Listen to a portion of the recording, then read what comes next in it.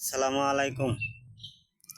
এই জীবনটা হইল মহামায়া, যখন ডাক আসবো তখনই যা লাগবো গা।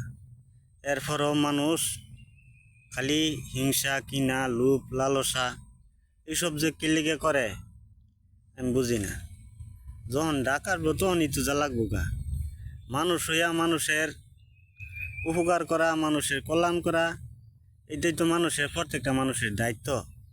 কিন্তু স্বার্থের কারণে যে মানুষ হইয়া মানুষের ক্ষতি করে, মানুষের লগে হিংসা করে, পারাপারি, মারামারি, কাড়াকাড়ি, ক্ষমতা ক্ষমতা ক্ষমতা। ক্ষমতা তো চিরস্থায়ী না, ক্ষমতা হইল ক্ষণস্থায়ী, এই আছে এই নাই। এরপরেও মানুষ হইয়া মানুষের ভালোবাসা মানুষ অর্জন করা হয় না। যারা এই দুনিয়াত মানুষের ভালোবাসা অর্জন করা হয় তারা তো হইল চিরস্থায়ী উমর, এরা তো কোনো সময় মরে না।